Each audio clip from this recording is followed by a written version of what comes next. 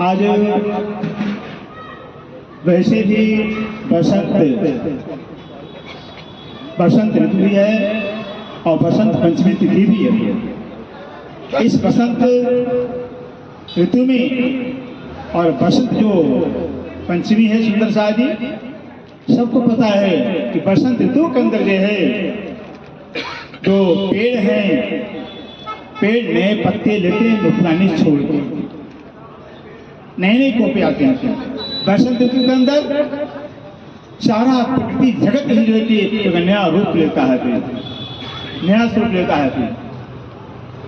ऐसे बसंत पंचमी के पर्व पर है कि श्री प्राणनाथ जी मंदिर जालंधर का ये वार्षिक महोत्सव, और वार्षिक महोत्सव के साथ साथ में हमारे सरकार श्री, जिनको नाम से जाना जाता है, श्री जगदीश सिंह आहूजा जी कहा जाता है, उनके शोभा का नाम सरकार जी है, शोभा मिला है।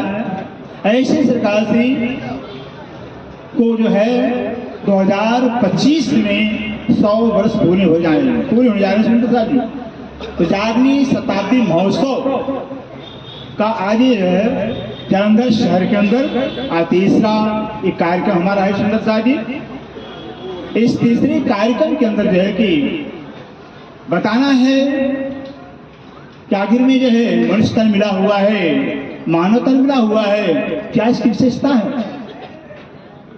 कुछ विशेषता होगी मानव तन की भी, और मानव तन के साथ साथ में सुंदर साहब जी जो हमें भारत देश मिला हुआ है, भारत देश की गरिमा क्या है भी, और विदेश में है भारत देश की गरिमा क्या है भी जानना होगा। और भारत देश के अंदर जो है जो हमें कलयुग मिला हुआ है, 28वां कल मिला हुआ, इस कलयुग की महिमा क्या है ये भी जानना होगा।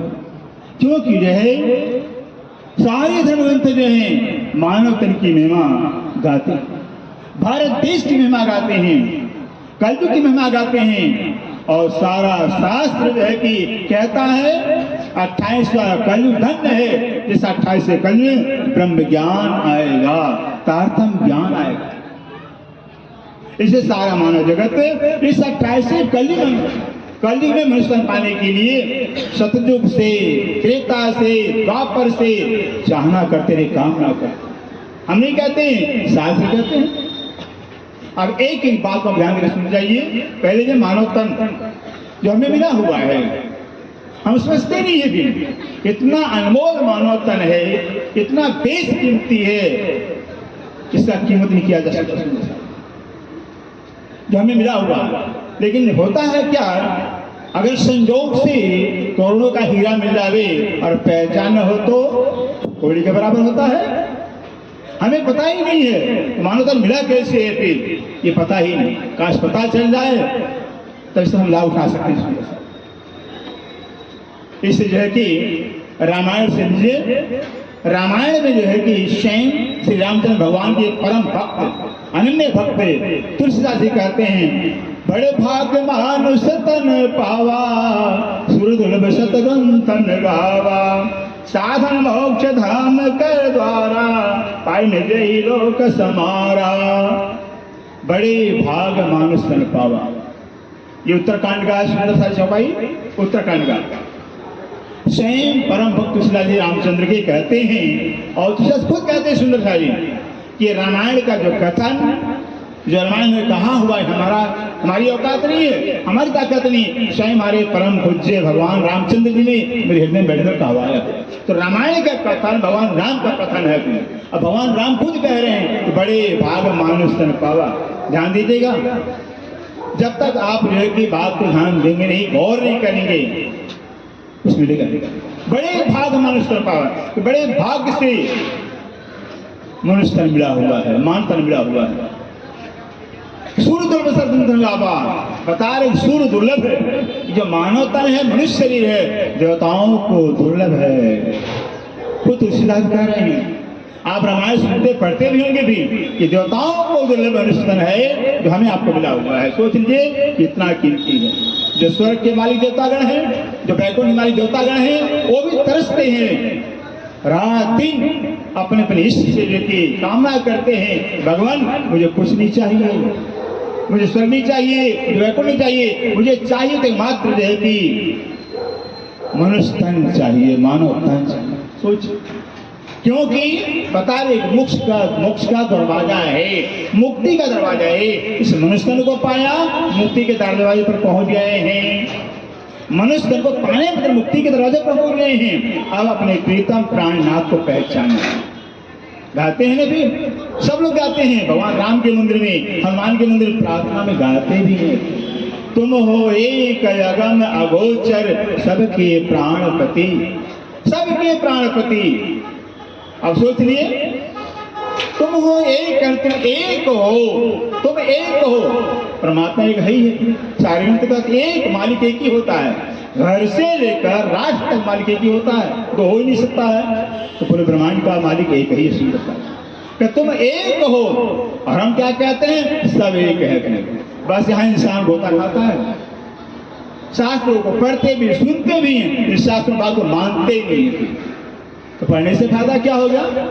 जब हमारा रामायण कह रहा है, कैद हमको कहते तुम एक हो, तो अगम हो, तुमको जानता ही नहीं, एक ही है और जानते भी नहीं है, तो पाएंगे कैसे?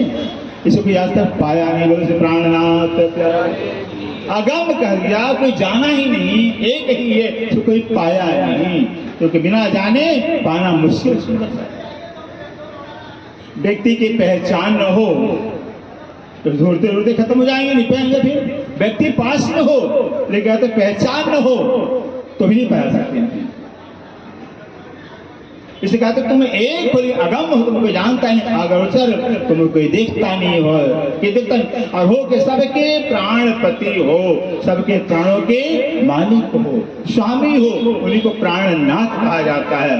उन्हीं की छवि आपके सामने विराजमान, उन्हीं का मंदिर आपके पास में, वो प्राणनाथ जो सबके हैं। और सबके होने के नाते देखिए, इस मंच पर से प्राणी में से सारे जितने दुनिया के धर्म ग्रंथ हैं, सारे ग्रंथों का प्रमाण लेकर करके, साक्षी लेकर बात की जाती है कि जब एक सबका मालिक है तो सारे ग्रंथ भी उस एक की गवाही देते हैं, सारे ग्रंथ भी उस एक का ज्ञान देते हैं। सुंदर सा जी, बस में पहचानी जरूरत है। आगे कहे यही बात है कि पानी के अंदर भी कि श्री प्राण बताते हैं, जो श्री प्राण, जो रामायण सारे ग्रंथों ने कहा हुआ वही बात श्री प्राण बताई हुई है। और कहते हैं श्री प्राण ने सब स्यानों के एक मत पाई, पर अजान देखे जुदाई। जितने ज्ञानी जन हैं, जितने शानी जन हैं, सबका सिद्धांत मत एक ही है। सब एक शब्द से कहते हैं कि मालिक सबका एक है, परमात्मा एक है। सारे ग्रंथ अब स्वयं, अब वो कौन है फिर? तो अब यह कि मनुष्य तन की विशेषता बताइए, एक एक चीज, एक एक बात करेंगे। धन धन ब्रह्मांड हुआ, ये श्री प्राणी वाणी है। धन धन ब्रह्मांड हुआ, धन धन भरत खंड, धन धन ब्रह्मांड हुआ, धन धन भरत खंड, धन धन युग सो कलयुग जहाँ लीला प्रचंड। ये श्री प्राण की वाणी कह रहे हैं। धन धन ब्रह्मांड हुआ, ये 14 ब्रह्मांड धन धन हो गया है। धन धन भरत खंड, और जो भरत खंड है ये भी धन धन हो गया, भारत ही धन हो गया। धन धन भी कलयुग है, और कलयुग भी धन धन हो गया है। क्यों? कि ब्रह्म ज्ञान आया हुआ है। जहाँ लीला प्रचंड, जहाँ पर पार्वती की लीला प्रचंड रूप में, विस्तार रूप में अवतरित हुई है वाणी के रूप में। इतनी महिमा। अब मनुष्य की विशेषता आपने सुन लिया। अब आइए भारत देश की महिमा। आप भागवत सागर, भागवत के अंदर आया हुआ है। स्वयं सुखदेव ने कह रहे हैं, गायन्ते देवा किल गीत कानी, धन्यास्तु भारत भूमि भागे। गायन्ते देवा किल गीत गानी, कह रहे हैं राजा परीक्षित, जो स्वर्ग के, वैकुंठ के जितने देवतागण हैं, रात दिन जो है कि भारत देश की महिमा गाते गाते हाते ही, भारत की महिमा गाते गाते हाते ही नहीं है। ये भारत की महिमा कारण कि स्वर्ग भी जो है कि स्वर्ग में रह करके मोक्ष नहीं प्राप्त किया जा सकता है, परमात्मा प्राप्ति हो सकती है। वैकुंठ में रहकर भी जो कि परमात्मा प्राप्ति हो सकती है। परमात्मा पानी एकमात्र जो अगर है भारत देश है, कर्म भूमि कहा जाता है। यहाँ जैसा बीज बोएंगे वैसा बीज उगेगा, जैसा कर्म करें वैसा साधन मिले। बख्शू मिलेगी। भारतीय महिमा, भारत देश जिसका जितने भी देश हैं सब भोग भूमियां हैं सुंदर सा। सोचिए, इसलिए भारत देश को जाएगी विष्णु भगवान के 24 अवतार, मत्स्य है, कच्छ है, बराह है, प्रशाम है, राम कृष्ण, जितने भी अवतार, बड़े बड़े अवतार भारत देश को अपनाए हैं। बड़े बड़े ऋषि मुनि भारत देश को अपनाए, भारत देश में आए हुए। ये भारत की महिमा, ये भारत देश की महिमा है। आगे जो है तो कलयुग हमें मिला हुआ, कलयुग जो है भागवत आगे भागवत का हर ग्रंथ का प्रमाण सुंदर था, ग्रंथ पुकार पुकार कह रहे हैं। कलयुग की महिमा जो है भागवत अंदर आया हुआ है। राजा परीक्षित सुखदेव भी कह रहे हैं, कृताज प्रजा राजन कलाव चिंत समम कलो कल नारायण परायणा। हे राजा परीक्षित, शत्रुयुग के, त्रेता के, द्वापर के ऋषि मुनि लाखों लाख तपस्या किया, लाखों वर्ष तपस्या किया। फिर किसके लिए? कली मनुष्य तन पाने के लिए, कली मनुष्य तन पाने के लिए ऐसा कह रहे हैं। ये सुनकर राजा परीक्षित चकाचौंध हो जाते हैं, आश्चर्य हो जाते हैं। महाराज आप क्या बात करते हो? आपने सतयुग की, त्रेता की और द्वापर की महिमा गाई है और कलयुग घोर निंदा अपमान किया, घोर निंदा किया आपने कलयुग का। उसी कलयुग की महिमा गा रहे हो, एक मुंह से दो बातें कर रहे हो कि कलयुग की निंदा भी की हो, फिर महिमा भी गा रहे हो, फिर क्या बात है? फिर तब राजा परीक्षित को बता रहे हैं, कलौ खल नारायण परायणा। अरे राजा परीक्षित, कलयुग के अंदर कल निश्चय करके नारायण परायण, सारा जगत मानव मात्र पारब्रह्म का ज्ञान प्राप्त करके नारायण से पर आयन जो परम धाम परात्पर परमात्मा को प्राप्त करेंगे। बोलो से प्राणनाथ प्यार। इतनी कलयुग की महिमा है, सतयुग में नहीं प्राप्त कर पाए। फिर लाखों लाख तपस्या किया, फिर क्यों? सतयुग में तपस्या का महत्व था, तपस्या करके हार को भरा देते थे, भी परमात्मा को प्राप्त कर पाए। त्रेता में यज्ञ का महत्व था, फिर यज्ञ करते थे लेकिन यज्ञ करके परमात्मा नहीं प्राप्त कर पाए थे। द्वापर में पूजा की महत्ता थी लेकिन पूजा करके भी परमात्मा की प्राप्ति नहीं करती, परमात्मा का ज्ञान नहीं आया था। जब ज्ञान ही नहीं था तो प्राप्ति कैसे होगा? फिर इसलिए कलयुग के अंदर एक ब्रह्म ज्ञान, तात्म ज्ञान आया है। और इस कलयुग की महिमा, ये तो हो गया है कलयुग की महिमा जो है भगवान शंकर उमा से कह रहे हैं। वेद व्यास कहते हैं जिस बात को भी, कली धन्य मुनिश्रय यत्र ग्रंथाचार्य कलि भावसन। अरे कलयुग धन्य है, धन है कलयुग, धन्य कलयुग। जिस कलिकाल कलयुग के अंदर ब्रह्म क्रियाओं का आगमन होगा। यही बात हर वर्ष सुनाने के अंदर वेद व्यास जाकर कह रहे हैं, जनमेजय राजा से कह रहे हैं, अरे जनमेजय राजा अभाव ऋषि मुन्यो ब्रह्म रूपिणे उत्पन्न कलयुगे प्रधान प्रसाद क्रिया तान सर्वान कथा योगिने पूजन्ति मानवान यस्य पूजा प्रभावने विश्व उदाहरण। वेदव्यास कह रहे हैं जनमेजय राजा से, हे जनमेजय राजा, अभाव जिनका सदैव काल से अभाव रहा, कभी आए नहीं, ऐसे ब्रह्म ज्ञानी जिनका अभाव रहा वो कलयुग में आएंगे। जनमेजय कहते महाराज आएंगे कलयुग में, तो है कहाँ इस समय? कहाँ से आएंगे? कहाँ है इसमें? प्रधान प्रसाद क्रिया है, प्रधान पुरुष के आश्रम धाम में रह रहे हैं। प्रधान प्रसाद क्रिया, प्रधान पुरुष एक वचन कहलाता, एक परमात्मा उसके आश्रम धाम में रह रहे हैं। उनकी पहचान क्या होगी? उनके चेहरे अलग होंगे, उनकी आंख नाक कान अलग होंगी, क्या पहचान होगी? नहीं, पहचान तो ये है कि अकल तो सकल व्यक्ति इंसान के जैसे होगी, हमारे तुम्हारे जैसे होगी, लेकिन अकल उनकी अलग होगी। बोले से प्राणनाथ, अकल अलग होगी, फिर बुद्धि अलग होगी। फिर क्या मतलब? रजत के मतलब क्या हम समझ नहीं पा रहे हैं, बताते हैं। वो जो ब्रह्ममुनि ब्रह्म ज्ञानी हैं, बस जब आएंगे उनकी पहचान एक ही, उनकी अकल अलग होगी। क्या? एक परमात्मा पार अक्षरातीत है, उसके सिवा अन्य किसी का पूजा आराधना नहीं करेंगे। जो कहते सारे परमात्मा ही थे लेकिन जानते नहीं है, भटकते हैं। इसलिए परमात्मा की पहचान करके जो है कि एक की पूजा करेंगे, एक की आराधना करेंगे, ये बताया है। इतने प्रमाण आपको। आइए गुरु ग्रंथ साहब को उठाकर देखी थी, गुरु ग्रंथ साहब के गुरु मुखबाणी के अंदर जो कि सब गुरु ग्रंथ साहब, गुरु नानक साहब खुद बता रहे हैं वो कौन परमात्मा है, किसका ध्यान करना चाहिए? गुरु ग्रंथ साहब बता रहे हैं, क्षर से परे अक्षर से पारा, कहे पुरुषों कर विचारा।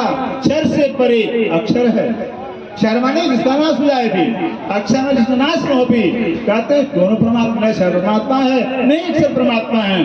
क्षर से परे जो परमात्मा अक्षरातीत वो भजन करने जाए।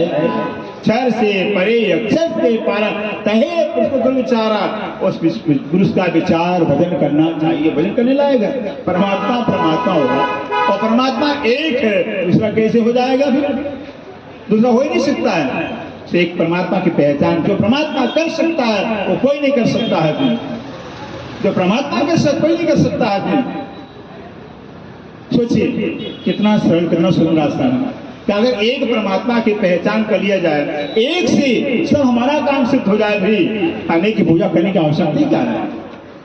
अनेकों पूजा करके एक का काम नहीं हो सकता है। अनेकों मिल करके अनेकों पूजा करेंगे फिर भी एक का काम नहीं हो पाएगा। सुंदर साहब जी एक ही पूजा करेंगे, एक के आधार एक सबका काम कर देगा, एक सब कुछ कर सकता है। सीधा रास्ता है, बहुत सरल रास्ता है। से हमने संतों ने बताया हुआ है कि एक ही साधे सब सदे, सब साधी सब जाए, जो तुम सींचे मूल को तो फूले फले अगर। जब मालिक एक है, परमात्मा एक है, भजन एक का करना चाहिए। एक भजन करने वाला होता, एक ही भजन करने से सब काम सब खुश हो जाते हैं। आम की डालियां अनेकों होती हैं, शाखाएं अनेकों होती हैं, पत्ते टहनियां अनेकों होती हैं, लेकिन सुंदर सा जी अगर आम के जड़ के अंदर मूल पानी डाला जाए और टहनियों को, डालियों को, पत्तों को सिंचा जाए, खाद डाला जाए, तो लोग क्या कहेंगे? ज्ञानी कहेंगे? कहेंगे महामूर्ख आदमी है। फिर ऐसे शास्त्र की दृष्टि में जो है, धर्मगत की दृष्टि में देखिए, एक परमात्मा को छोड़ करके अन्य की उपासना करता अज्ञानी कहलाता। हम शास्त्र कहते हैं अज्ञानी कहलाता। ये कहते हैं अगर आम के जड़ में पानी खाद डाला जाएगा पूरे वृक्ष को मिल जाएगा। ज्ञानी भी कहलाएंगे, वृक्ष भी रहेगा, फल भी मिलेगा, सब कुछ मिलेगा। फिर हो गया, सब काम से हो गया। एक की पूजा किया, जड़ में पानी डाला, सब कुछ मिल गया। अब मूल को छोड़ कर गए, गालियों किसी से कुछ मिलने वाला ही नहीं। इसे वेद भी चैलेंज के साथ का, तो हमारा मूल वेद भी चैलेंज के साथ गाता है। वो भी कह रहा है कि नाना मार्गेश प्राप्त कैवलम परम पदम, जो कैवल्य पद मोक्ष पद है, नाना मार्गों से निकलने वाला है। नाना मार्ग से चाहे कितनी धर्मों का आचरण कर डालिए, पूजा पाठ करिए, लेकिन मिलने वाला ही नहीं। सिर्फ परमात्मा को, कैवल्य पद को, मोक्ष पद को पाने के लिए एक ही रास्ता बताया। सब एक रास्ता बताया। वो क्या बताया? तमे विदिता में नान्य पंथा विदितेना तम एव। उस परमात्मा जाने पर कोई रास्ता है ही नहीं है। जो परमात्मा है उसको जानना ही पड़ेगा, और कोई रास्ता ही नहीं। तो गुरु नानक से भी कहते हैं, नानक इको सुमरिए जाके जन्म मृत हो जाए, दूजा कहे सुमरिए जाके जन्म मिल जाए। तो है ही परमात्मा एक का स्मरण करना चाहिए। एक का स्मरण करने से, एक भजन करने से। और भजन माने क्या होता है? भजन माने होता है प्रेम। सुंदर सा जी भजन माने प्रेम होता है, शाब्दिक अर्थ होता है। और प्रेम एक ही से होता है। प्रेम एक ही को चाहता है, एक को खुश करना भी आसान होता है, एक को खुश करना भी आसान होता है, एक को पाया जा सकता है। और भजन में प्रेम एक से होता, प्रेम को चाहता है। इसलिए कि गुरु नानक साहब जो वही बात गीता में कृष्ण ने कहा हुआ है, हमारी सारी भक्तों की बात बता रहे हैं। गीता में श्री कृष्ण 15 अध्याय के 16-17 श्लोक में बता रहे हैं, अर्जुन द्वाइनो श्लोक के अक्षर देवे क्षर सर्वाणि भूतानि कूटस्थ उत्तम प्रशस्तन्य परमात्मा तुदाहित है। कृष्ण का अर्जुन इस श्लोक में दो पुरुष जाने जाते हैं। एक क्षर है, क्षर सर्वाणि भूतानि, सारे प्राणी मात्र को क्षर कहा जाता है। जो पैदा होते लय हो जाते हैं वो क्षर कहलाते हैं। कूटस्थो अचरस्ते, कूटस्थ अचल अविनाशी अक्षर ब्रह्म कहलाता है। लेकिन कहते परमात्मा ये दोनों नहीं है, न क्षर परमात्मा न अक्षर परमात्मा। परमात्मा कौन है? उत्तम पुरुषस्तो अन्य, जो उत्तम पुरुष है एक वचन, वो दोनों से भिन्न है। परमात्मा जो उसको परमात्मा कहा जाता है। श्री कृष्ण कह रहे हैं, कितना प्रमाण आपको रामायण में भगवान रामचंद्र कह रहे हैं, एक जनी है रूप नामा अज सच्चिदानंद परधामा। परमात्मा एक, भगवान राम भी कह रहे हैं वो अनी है। मतलब रात पूर्ण है, फिर उसको कोई इच्छा ही नहीं, अरूप है, इंसान जैसा रूप नहीं है, इसका रूप कह दिया हुआ है अरूप है, अरूप और अनामा, उसका नाम भी नहीं, क्योंकि सबका है। जब सबका है तो नाम भी सबके लायक होगा फिर। और अगर हिंदू का नाम, हिंदू संस्कृति नाम रखा जाए, हिंदू का परमात्मा कहलाएगा। मुसलमान या ईसाई के अगर धर्म के आधार पर नाम रखा जाए तो ईसाइयों मुसलमानों का तो परमात्मा सबका है, इस उसका नाम क्या है, सबके लायक है। वो साहेब कहलाता है, वो प्राणनाथ कहलाते हैं। और राज्य, क्योंकि प्राणनाथ नाम भी नहीं है, साहेब भी नाम नहीं है, धाम धनी भी नाम नहीं है, राज्य भी नाम नहीं है, ये नाम है ही नहीं है, नाम होगा ही नहीं। जो सबका मालिक है, सबका राजा है, तो राज कह दिया होगा। इससे कहते हैं सबका साहेब है, सबका मालिक होने से। और यही बात कबीर साहब भी कह रहे हैं, कितना प्रमाण, अक्षर लोक पर अक्षर लोक, अक्षरातीत रूप, निरकांश कौतल दर्शे युगल स्वरूप। अक्षर लोक के ऊपर, अक्षर के ऊपर अक्षर है, अक्षरातीत रूप है, और अक्षर के ऊपर अक्षरातीत उपमा शरीफ है। निरकांश कौतल दर्शे युगल स्वरूप है, युगल स्वरूप है, युगल से लीला करते हैं। कबीर साहब कह रहे हैं अब हो गया परमात्मा, मनुष्य की विशेषता होगी। सुंदरता जी कितना दुर्लभ है ये तो परमात्मा की कृपा से मनुष्य मिला हुआ, हमारे कर्म से मिला हुआ है। परमात्मा दयालु कृपालु है, भी उनकी दृष्टि हमारे पर पड़ गई। क्योंकि संतों का कथन है, 184 भरण के मानस तन पाए, अब की पासा ना पर फिर 84 में जाए। 84 लाख दुनिया के अंदर जन्मते मरते जन्मते मरते। अब कहीं किसने देखा है क्या है? आपको देख रहे हैं फिर कीड़े मकोड़े घोड़े गड़े सब 84 दुनिया है। जल चल थल चल नवचर 84 लाख दुनिया से 84 दुनिया के अंदर जे जनते मरते अपार कष्ट देखा है। देख रहे हैं, आपको देखते हैं कितना कष्ट होगा। परमात्मा दयालु स्वभाव से उनके दया दृष्टि पड़ जाती है।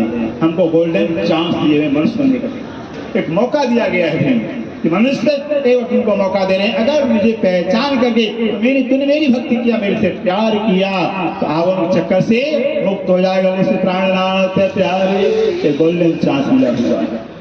सोचिए, ऐसे तुलसीदास कहते हैं, भाई रामायण में कह दिया, सकल पदार्थ है जग माही, कर्महीन नर पावत नाही। सब कुछ यहाँ पर है, आपको परम धाम मिल जाएगा। नरक धाम ही से परम धाम ही सब कुछ चाहिए, बस अपने भाग्य को जगाना होगा। तो जालंधर के अंदर जो है उसी तरह जो मंच लगा हुआ है, ये सबका भाग उदय हुआ है, भाग उदय हुआ है। अब लेने की आवश्यकता हमें फिर हम खरीदेंगे। इसलिए कहते हैं इतना अनमोल अब पाया कैसे जाएगा। मनुष्य तन मिल गया मुझे, कलयुग मिल गया मुझे, भारत देश में मिल गया है, अब ब्रह्म ज्ञान रह गया है। तो ब्रह्म ज्ञान की विशेषता कबीर साहब से पूछ लीजिए कि ब्रह्म ज्ञान की महिमा क्या होती है।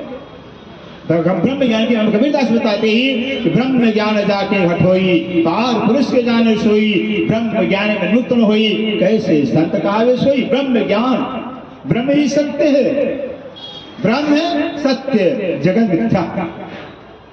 ब्रह्म सत्य है, जो सत्य ब्रह्म है, एक मेदतम ब्रह्म, एक अद्वितीय एकमात्र ब्रह्म है। एक ही सत्य होता है और एक ही परमात्मा, एक ही मालिक है, वो सत्य है। जगत असत्य है, असत्य से झूठ से कभी सत्य को नहीं पा सकते हैं। अंधेरे से दोस्ती करके उजाले को नहीं पा सकते हैं। सपना से कभी अपना नहीं पा सकते। सपना सपना होता है, कुछ होता ही नहीं है। अब सपने की पूजा करके हम अपने को पाना चाहे थे, क्या संभव है? क्या नहीं हो सकता सुंदर। इसलिए कि जो जागृत है, चैतन्य है, उसको जानना पड़ेगा, उससे पहचान करनी पड़ेगी।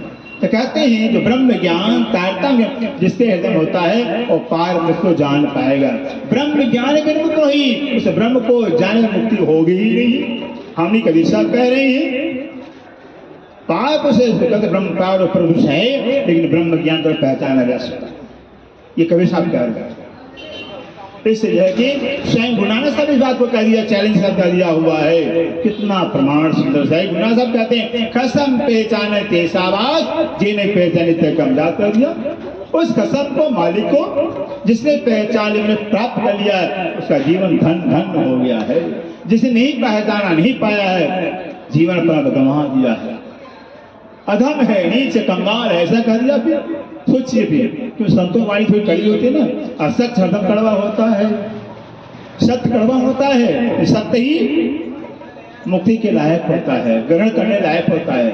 सत्य का अनुसरण करना चाहिए और सत्य को जानना चाहिए। हमारा शास्त्र भी कहता है बस अथा तो ब्रह्म जिज्ञासा, ब्रह्म ही सत्य है, ब्रह्म ही जानने लायक है। तो ब्रह्म ही सबका अपना है, अपने को पाना ही मोक्ष कहलाता है। और सपने को पाकर भी कुछ पाना होता ही नहीं है। अरे सपने को पाया तो पाया क्या? सपने में राजा महाराजा बन गए तो क्या मिला? भी कुछ मिलने वाला नहीं। सुंदर सा सपना है और अपना परम धाम है, अखंड है, शाश्वत है। जिस परम धाम की बात करते हैं उस परम धाम में कबीर साहब से पूछिए। कबीर साहब कह रहे हैं जा घर में बला बसे बहे प्रेम का पूर, दास कबीरा यूं गए बरफ से दूर। जिस घर में ब्रह्मधाम में ब्रह्म प्याई निवास करती है, बहे प्रेम का पूर, प्रेम की बौछार, प्रेम की बरसात होती है निरंतर 24 घंटे। दास कबीरा सिर्फ कहते हैं कबीरदास वो घर हमारे से बहुत दूर रह गया है। कितना दूर रह गया है? चलते चलते पग थका, नगर रहा न कोस, बीच में डेरा पड़ गया। कहे कबीरा कापुर दोस्त हद चले सो मानवी, भेद चले सो साध, और हद भेद दोनों तरफों मतवागाध है। हद सब कोई गया और भेद गया न कोई, और हद भेद में रहा कबीरा सोए। नहीं पहुंच पाए। कहते हैं हाँ भेद के परे भी कुछ है, हम नहीं पहुंच पाए। कबीर साहब इतनी प्रमाण देते हैं, इतनी गवाहियां देते हैं। और उस परमात्मा को, जो परमात्मा एक है तो हम समझते उत्तर मिल गया होगा। एक है, एक ही पूजा करने लायक है। उस एक की पूजा का मतलब जैसे पतिव्रता नारी के पति एक होते हैं, पतिव्रता नारी के पति एक होते हैं। वो जो पतिव्रता नारी होती है, अब चाहे पति पास में हो चाहे पति दूर हो, भी अपने पति को पति करती है, अपने पति का चिंतन करती है, अपने पति गुणा पाती है। किसी चिंतन करती नहीं है। और तुलसीदास से पूछिए, रामायण के अद्वितीय कांड में आया हुआ है। तुलसीदास कहते हैं उत्तम के सबस नाही, सपने में आन पुरुष जग नाही। बताए हैं तुलसीदास जी कि पतिव्रता नारी के पति से बढ़कर कोई गुणवान विद्वान धनवान बलवान हो, लेकिन जो पतिव्रता नारी होती है, अरे जागृति में कौन कहे, सपने में भी पराय से ध्यान नहीं करती, होता पतिव्रता। ये साधन है। इसी को गीता में श्री कृष्ण कहते हैं अर्जुन परमात्मा पाया जा लभ्य पाया जा सकता है। तो एक ही साधन उपाय है, पतिव्रता साधन। पतिव्रता भक्त्या तो अनन्या प्राप्त है अर्जुन, अनन्य भक्ति से मेरी प्राप्ति हो सकती, मेरी मनी परमात्मा की। न अन्य एक को छोड़ करके अन्य की पूजा आराधना न करना, ये पाने का साधन है। जिसको श्री प्राणाजमानी में कहते हैं पतिव्रता पणि सेविये ने थइये वेश्याचेर, ऐसा कहता एक पतिव्रता वह परमात्मा जब एक है, पति एक ही हो सकता है, एक ही होगा ही होगा। इस एक परमात्मा हमारा आता, हम सबके आत्मा का प्रीतम, तो उसको पतिव्रता भाव से पाया जा सकता है, और कोई उपाय है? सारे धर्म ग्रंथ कहते हैं इसलिए कि जो धर्म ग्रंथ कहते हैं सुंदर सा जी, वो हमारे ज्ञान के मार्गदर्शक हैं जी। हमें साधन सिद्धि करवाते हैं सुंदर सा जी। इसलिए कि समय हो गया होगा, बहुत सी बातें आप सुंदर सा जी वाणी के अंदर जो है कि श्री जी ने बताया हुआ है। देखिए श्री प्राणनाथ जी को कहते हैं जो सबके प्राणनाथ हैं, उनकी विशेषता क्या है? सारे जगत को एक जो है कि करने के लिए श्री प्राणनाथ जी आए, तो सबके प्राणनाथ हैं। इसे कहते हैं करना सारा एक रस, करना सारा एक रस, हिंदू या मुसलमान धोखा सबका भाने के, सबका कहूंगी ज्ञान, करना सारा एक रस। ये श्री प्राणी आह्वान कर सारे मानव जगत को हमको एक रस करना है, एक रूप करना है, एक स्वरूप करना है। कैसे होगा? धोखा सबका भान की, सबका मालिक एक है, एक मालिक की पहचान करा करके बस एक की भक्ति में एक के चिंतन लगाना है। एक का क्या सोच लीजिए, हम सबका मालिक एक है, हम विश्व एक होंगे। मालिक एक है, घर एक, हम भी एक है। ऐसे प्राणादि कहते भी हैं, हम तुम एक तन के अपनी रूह ही दो, आत्म सोनी एक से जुजुप्ति से दे है, शरीर से अलग अलग है। ये श्री प्राणादि का ज्ञान है, शरीर से अलग अलग है। हम सबकी आत्मा एक है और परमात्मा भी एक है। ये श्री प्राणादि का ज्ञान है। ये ज्ञान अगर मानव के हृदय में उतर जाए सुंदर सा जी, सोचिए झगड़ा किस बात का होगा? झगड़ा किस बात? सारा झगड़ा खत्म, प्यार ही प्यार रह जाता है, मोहब्बत ही मोहब्बत रह जाता है मानव जगत के अंदर। और धर्म तो प्रेम के लिए होता है, वही धर्म होता है जो आपस में मोहब्बत पैदा करे। धर्म वही होता है जो प्यार पैदा करे। वो धर्म नहीं है जहाँ तकरार हो, जहाँ लड़ाई हो, धर्म होता ही नहीं है। धर्म शांति के लिए होता है, धर्म आनंद के लिए होता है, धर्म मोहब्बत के लिए होता है। उससे प्राणादि का ज्ञान है। तो परमात्मा हम सबका एक है, हम सबकी आत्मा एक है, हम सब घर भी एक है। ये से प्राणादि। आगे कहते हैं मुसलमान ब्राह्मण कहे हम उत्तम जाति पर आइए, हर प्रकार का ज्ञान से वाणी में दिया हुआ है। ब्राह्मण गए हम उत्तम, मुसलमान गए हम पाक, दोनों मुठे एक ठौर के एक राख दूधी खाक। ब्राह्मण कहते हैं हिंदू ब्राह्मण हम उत्तम हैं, सबके गुरु हैं, फिर गुरु बनते हैं। कहते सुन लो, ब्राह्मण तो उत्तम अपने आप को कहते हैं, मुसलमान गए हम पाक, मुसलमान अपने आप को पाक कहते हैं, हिंदुओं को नापाक कहते हैं, काफर है, बेईमान है। ऐसा कहते इतना नफरत। तो शायरी वाला कहता भी है, अरे मक्का में रहने वालों को राम के नाम से बुआती है, राम के मानने वालों को इस्लाम से बुआती है। खुदा तेरे दर पर सजदा कौन बजाएगा? जहाँ इंसान इंसान से बुआती है। फिर पहले अपन मोहब्बत तो पैदा करें। जब तक हम मनुष्य के अंदर प्यार आपस में होगा, परमात्मा से प्यार कैसे करेंगे? ये ज्ञान से प्राप्त करते हैं। मुसलमान भी कहते दो मुठ्ठी खोल के चाहे ब्राह्मण को जलाया जाए वो भी राख बन जाता है, दफनाया जाए मुसलमान को भी मिट्टी बन जाता है तो मिट्टी बन जाते हैं। कौन पाक है और कौन उत्तम है? फिर शरीर अलग अलग है। शरीर में 5 तत्व का है, 5 से 6 तत्व नहीं, 3 से 14 गुण भी नहीं है। तो कौन उत्तम, कौन ब्राह्मण हो जाए, कौन मुसलमान हो जाएगा?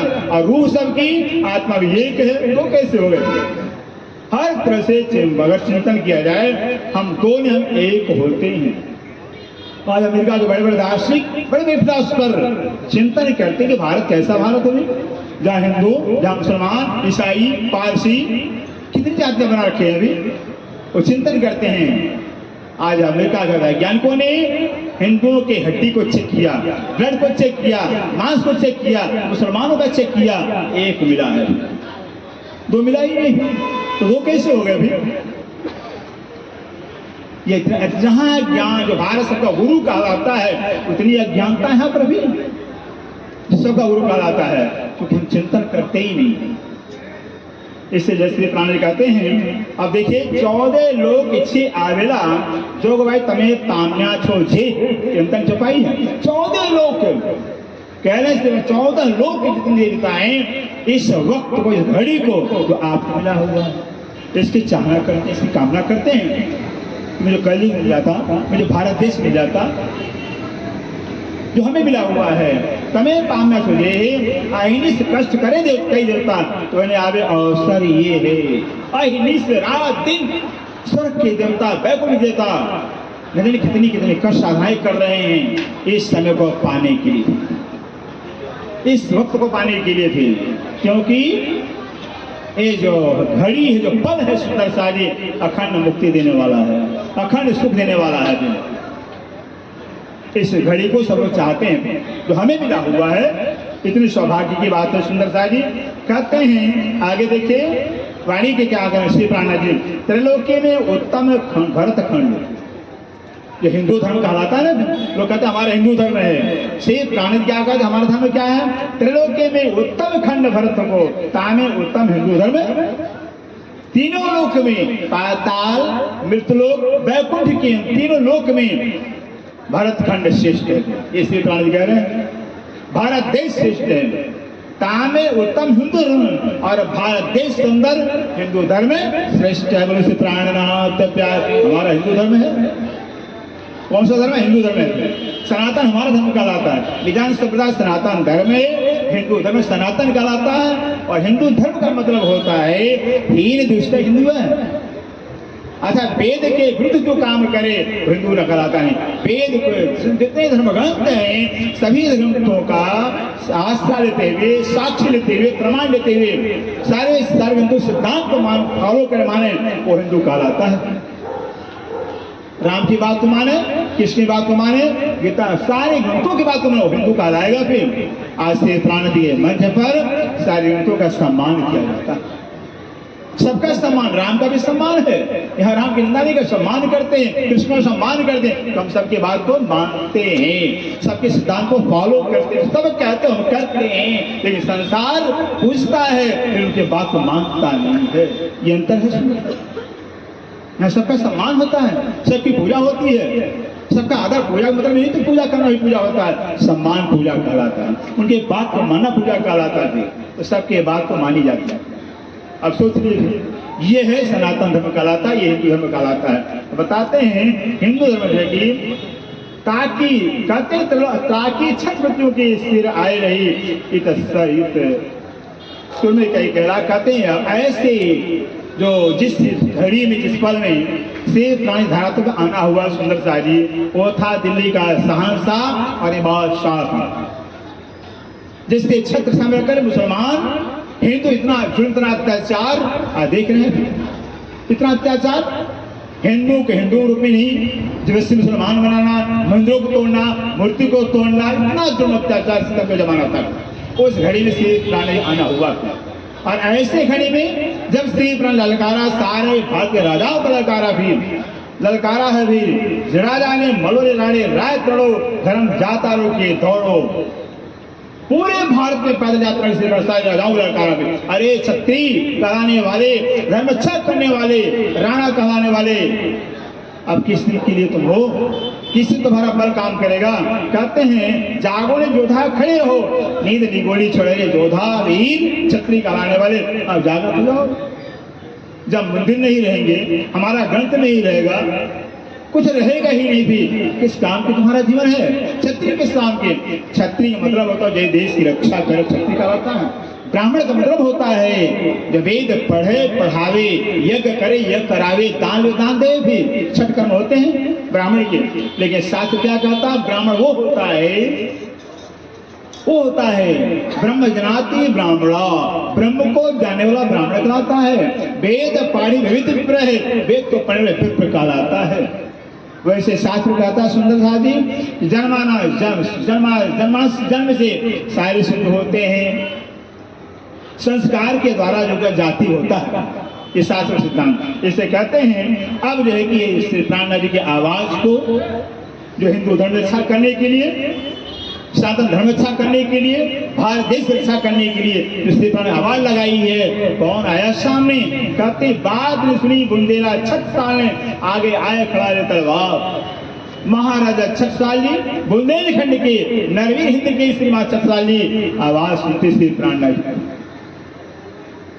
यो श्री प्राणनाथ जी महाराज अगर धरती पर न आवते, अगर न आवते, आज हिंदू धर्म होता ही नहीं, हिंदू जाति नहीं होती थी, कोई मंदिर नहीं होता ऐसा। और वो इनकी आवाज सुने महाछत्रसाल आग करके देखी का तलवार लेकर छत्रसाल जी श्री प्राण सामने खड़ा हो जाते हैं।